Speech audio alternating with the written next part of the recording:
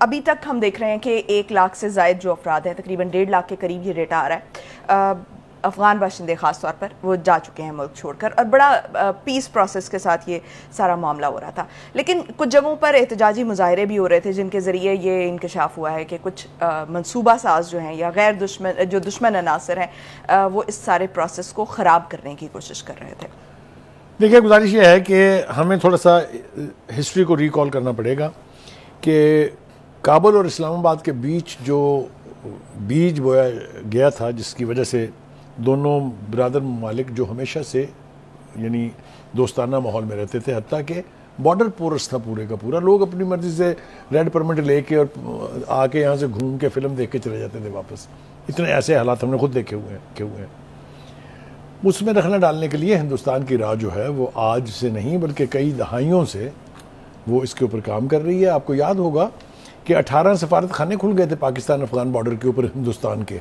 मुझे बताइए, जहाँ कोई पॉपुलेशन ही नहीं है हिंदुस्तान की, वहाँ सफारत खाने खोलने का मतलब क्या था? तो वो एक तरह से इस असला डिपोज थे और ट्रेनिंग सेंटर्स थे, जहाँ पर जो बलूचिस्तान में यानी तखरीबकारी हो रही थी, अलहदगी की पसंद तहरीकें थी, उनके लोगों को ट्रेन किया जाता था। फिर उसके बाद जब यहाँ का इलाज कर लिया गया, क्योंकि यहाँ पर उन्हें बड़ी बुरी तरह से मार खानी पड़ी, तो फिर वो मुंतकिल हो गए। स्पिन बोल्दक एक इलाका है अफगानिस्तान का, चमन की तरफ से अगर आप दाखिल हों तो उससे आगे है वो। वहाँ पर 3 एजेंसियाँ उस वक्त की अफगान एजेंसी NDS, हिंदुस्तान की रॉ और अमेरिका की CIA, ये तीनों मिल के वहाँ पर पाकिस्तान और अफगानिस्तान के ताल्लुकात को तबाह करने की साजिशें भी बनाते थे, तखरीबकारों को ट्रेन करके, असला दे के, फंडिंग करके बलूचिस्तान में भी भेजते थे। अगर आपको याद हो, बलूचिस्तान में भेजने का मकसद उनका हमेशा से CPAC को तबाह करना रहा है। और आपको याद है कि इंडिया के राह के एजेंट के तौर पे रेड हैंडेड जो कुलभूषण पकड़े गए यहाँ पर, वो उसका सबसे बड़ा सबूत है। तो ये जो स्पिन बोल्दक में बैठ के जो साजिशें होती थी, उसी तरह की ये एक साजिश है जो यकीनी तौर पे हिंदुस्तान ने उसको कंसीव किया है और वही इसको इम्प्लीमेंट कराना चाहता था, ताकि जो एक एब्सोल्युटली पीसफुल प्रोसेस चल रहा था अफगान बाशिंदों की वापसी का अपने वतन, उसको सबोटाइज किया जाए। अब उसके जो सेलिएंट पॉइंट्स थे वो मैं जल्दी आपके सामने रख देता हूँ और अपने नाज़रीन के सामने भी, ताकि हम बात अपनी समझा पाएँ। मंसूबे के मुताबिक गैर मुल्कियों के लिए कायम कैंपों या नकलो हरकत के दौरान शरअंगेज़ी का मंसूबा बनाया गया। मज़मूम अनासर को ऐसी तस्वीर और वीडियोज़ बनाने का कहा गया जिसमें सिक्योरिटी एहलकारों को ज़बरदस्ती करते हुए दिखाया गया है। ये वीडियो सोशल मीडिया के ऊपर चली भी हैं इस तरह की, ये सब जाली थी।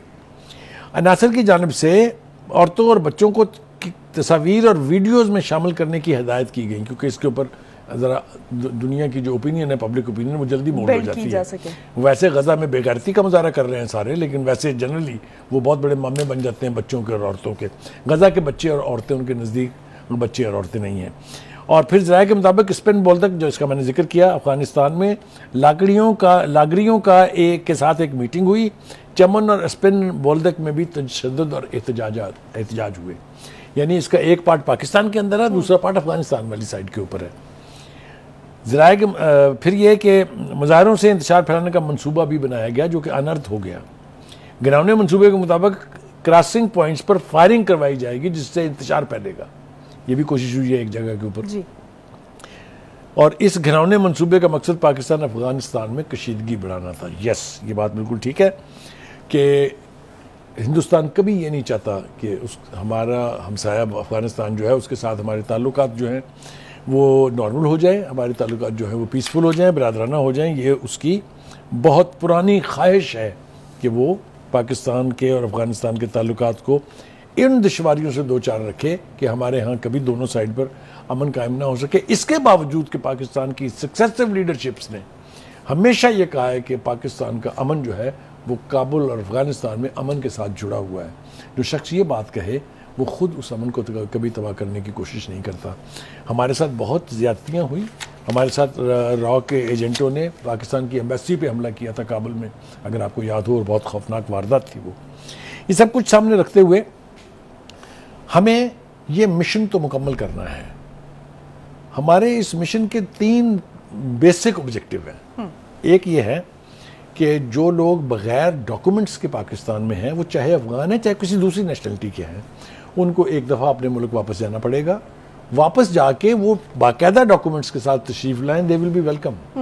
आके यहाँ पाकिस्तान के सिस्टम का हिस्सा बने, कोई खराबी नहीं है इसमें, लेकिन बगैर कागजात के हम ये नहीं होने देंगे। दूसरी बात कि हमेशा से ये प्लान था कि जो अफगान रेफ्यूजीज आए थे वो भी, और जो ये बाशिंदे हैं ये भी, कि जब काबुल में अमन हो जाएगा तो ये लोग अपने वॉलंटरली अपने अपने घरों को चले जाएंगे। वो अमल नहीं हो सका। हमने कल भी इसके ऊपर बात की थी, परसों भी की थी हमने बात इसके ऊपर, और उस वजह से पाकिस्तान सफ़र कर रहा है।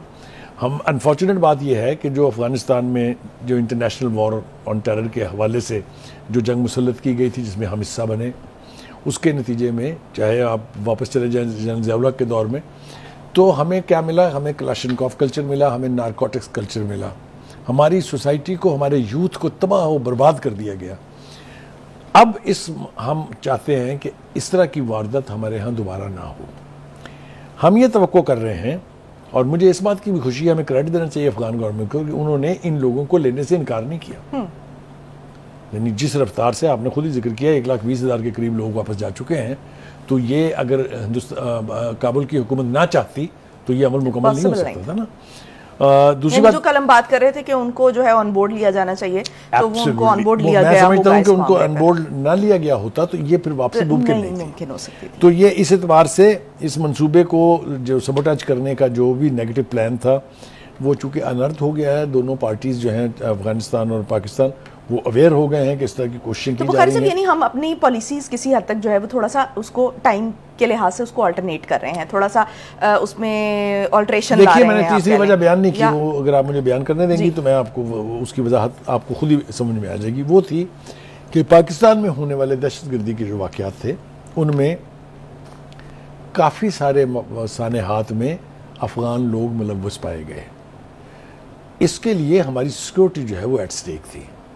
मेरे ख्याल से दुनिया का कोई मुल्क भी अपनी सिक्योरिटी को एट स्टेक नहीं जाने देगा, और यही वजह है कि हुकूमत वक्त और सिक्योरिटी एजेंसीज वो एक पेज पर हैं इस हवाले से कि ये एक दफ़ा जाएं और 10,000 दफ़ा वापस आएं, बट विद डॉक्यूमेंट्स, ताकि इनकी निशानदेही हो जाए, पता लगे इनकी एक्टिविटीज़ क्या है, पता लगे इनकी प्लेसिंग। आप समझते हैं ना? तो ये मेरे ख्याल से एफर्ट थी, इस एफर्ट को कामयाब होना चाहिए। इससे अफगानिस्तान का भी फ़ायदा है, हमारा भी फ़ायदा है। जहाँ तक हिंदुस्तान की ताल्लुक़ है, वो इस सदमे, इस मरोड़ से हमेशा तड़पता रहेगा कि पाकिस्तान में अमन क्यों कायम हो रहा है, पाकिस्तान और अफगानिस्तान के ताल्लुकात बेहतर क्यों हो रहे हैं। YouTube पर गूगली न्यूज देखने के लिए youtube.com की सर्च बार में गूगली न्यूज टीवी टाइप करें। गूगली न्यूज के पेज पर सुर्ख रंग के सब्सक्रिप्शन वाले बटन पर क्लिक करना ना भूलिए। YouTube पेज पर अपलोड होने वाली वीडियोस से बाखबर रहने के लिए बेल आइकन पर क्लिक कीजिए। आपको हर नई वीडियो के बारे में नोटिफिकेशन मौसूल हो जाएगा।